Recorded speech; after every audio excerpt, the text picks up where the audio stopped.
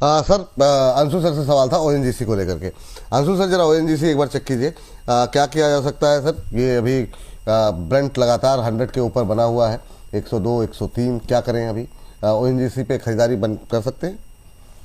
287 पे gap fill हुआ था, तब से हम सेल की सलाह दे रहे हैं। 254.95 के लिए ऑलमोस्ट टारगेट आने वाला है और 254.95 टूटता है तो वापस से रेंज का बॉटम 201 रुपए खुल जाएगा। तो 254 का लेवल क्लोजली वॉच कीजिए, जिस पे दिन उसके नीचे क्लोज करे वापस से सेकंड सेल मोड इनिशिएट हो जाएगा। फिलहाल 254 255 आते हुए दिख रहा है। अगली टिप्पणी ये जो है मैम, 2 शेयर आपके लिए है। एनएचपीसी आप ले लीजिए, जरा देखिए क्या मतलब पावर पे अभी जो है जो व्यूज रहा है वो चलते तो दिखाई दे रहे हैं, लेकिन एनएचपीसी 76 के आसपास पहुंचा है कई बार। हालांकि इसकी रिकवरी फेक हुई है, फेल हुई है, फेक तो नहीं फेल हुई है। इस बार भरोसा कर सकते हैं एनएचपीसी और एसजेवीएन दोनों देख लीजिए आप।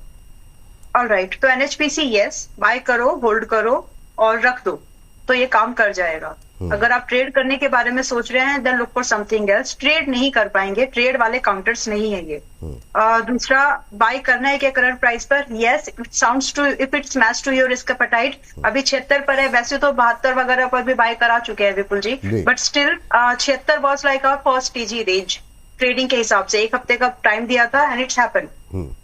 बट कहने का मतलब अभी ये है, जो स्टार्टिंग में बोला, बाय करो, होल्ड करो एंड लेट इट परफॉर्म, तभी ये काम, ये पैसा बना के आपको दे सकता है।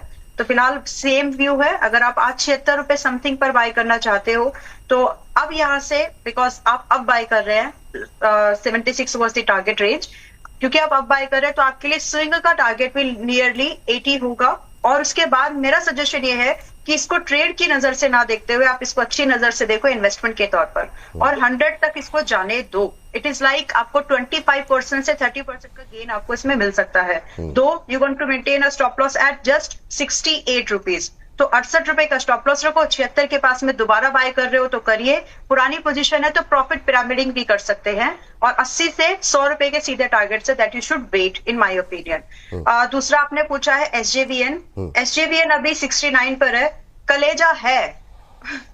ये इसलिए बोल रहे हैं क्योंकि ये बहुत ही पुराना है इसकी हिस्ट्री। लेकिन अगर आप लिटरली, अगर आप नॉन क्रूड जैसे एनर्जी रिसोर्स पर अगर आपका विश्वास है, मेरा है, इसीलिए मैं आप लोगों को बोल रही हूँ कि आप इसमें चाहे तो अपनी पोजीशन को बाय एंड होल्ड करके चल सकते हैं।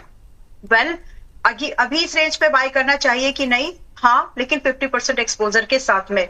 अगर एनर्जी इंडेक्स लेवल पर थोड़ा सा वीकनेस आई तो पॉसिबिलिटीज बन रही हैं कि आपको 62 रुपए एक बार दिखा सकता है, but chances are very low. तो इसीलिए 50% एक्सपोजर से बाय करके बैठिए। इन केस आपको 62 मिले, 62 मिले तो ही ऐड करना, अदरवाइज जितना है उतना होल्ड करके। टारगेट जो यहाँ पर रहेंगे आपके लिए 77 से लेकर के अप्रोक्सीमेटली 90 तक, ये टारगेट्स के लिए आप इसको आराम से होल्ड करके बैठ जाएंगे। 50% एक्सपोजर एट करंट प्राइस, 62 के पास में रिमेन 50 अगर आता है तो बहुत ही क्लियर व्यू के साथ में आपको इसमें रहना चाहिए। कंफ्यूज नहीं होना बाद में, पोजीशन बनाने के बाद कंफ्यूज नहीं होना, एंड मेक श्योर करना कि more than 5% at a time आपका किसी भी स्टॉक में नहीं रहना चाहिए। This is the wise allocation. Stop loss maintain 60 रुपए पे करके मेंटेन करिए बस।